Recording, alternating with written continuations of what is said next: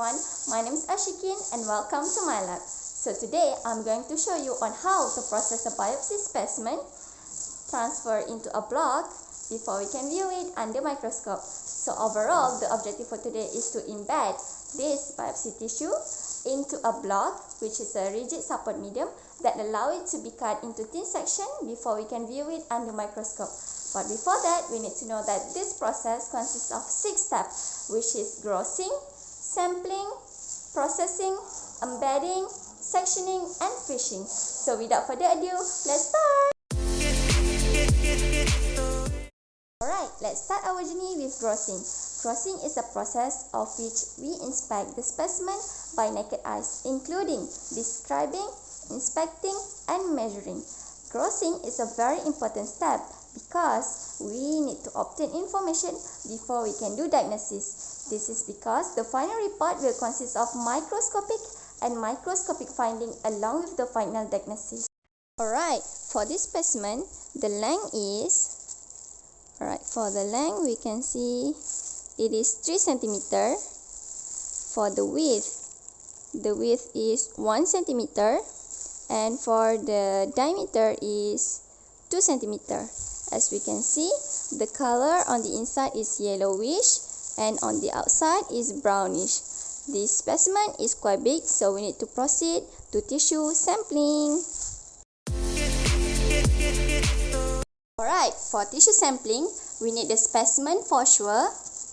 We need the biopsy cassette. As you can see, the biopsy cassette have hole on it, so it can allow penetration and allow the solution to come in and come out. We need the pencil to label.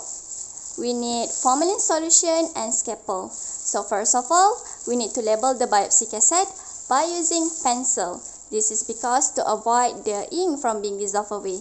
Like for this one, I label it as ginger and the date today is 2nd of June. Right, after that, we need to cut the specimen with the right orientation. Like for this one, I would like to view it under microscope with the horizontal section. So we need to cut it. For around 1 mm to 2 mm thickness. This is to make sure that it can fit the biopsy cassette. And allow the penetration to happen. Just put it inside. Alright.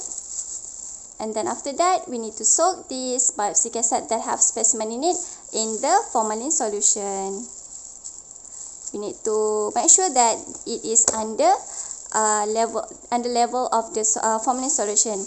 And as a reminder, you need to understand that the formalin solution is hazardous, so we need to keep airtight, seal airtight for all the time. Then after 2 to 3 days, we can proceed for tissue processing. So for processing steps, we need a processing machine that consists of a bucket and a series of solutions.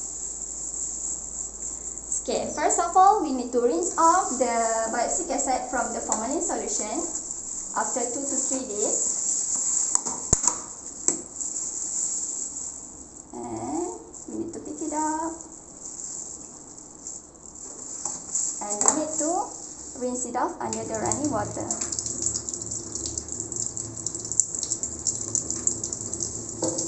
And ready to be transferred into the bucket.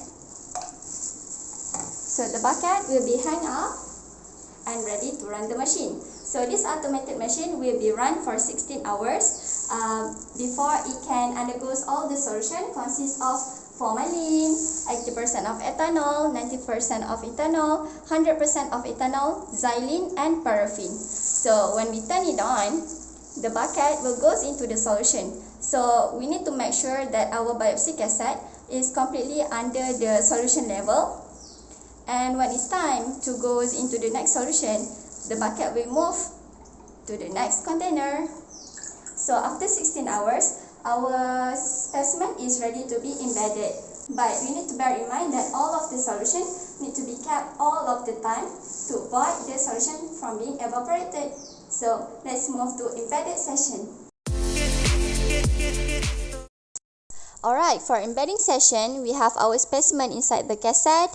We have metal cassette, we have hot plate, cold block, forceps, and wax. So first of all, we need to discard the lid. Okay, we need to discard the lid. Discard the lid. And then after that, we need to pour some of the wax inside the metal cassette. Alright, enough. And then after that, we need to transfer the specimen with the right orientation. It is important for us to make sure that it is a right orientation because it's going to be solidified. One, it's going to be solidified. There's no turning back step there. Okay, like this. Okay, like this. Then we need to put it on the cold block for a bit to let it solidify. After a while, we need to put the bottom on top of it, and we need to pour some more of the wax to avoid it from breaking apart, like this. Then we need to let it solidify on the cold block for a bit, and then we're going to get a block of wax. So that block of wax is going to be undergo for sectioning, which is we're going to cut it into thin section. See you in a bit.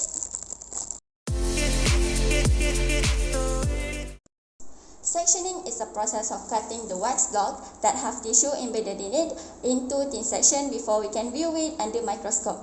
So for this one, we need a microtome. So this microtome have been set up for 4 microns. So that means every cycle of the hand wheel, the wax block will move forwards towards the knife for 4 microns. So first of all, we need to insert the knife and lock it. Make sure to not hurt yourself because the knife is very sharp. So after that, we need to expose the wax block. We need to increase the thickness of this microtome. Just adjust the level knob right here into 2 times thickness. So that means every 1 cycle, 8 microns, the wax block will move forward 8 microns. Done. After the wax has been exposed, we need to align the wax towards the knife 90 degrees straight to get a good cut.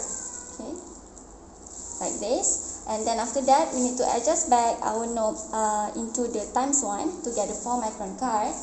And then we need to just rotate,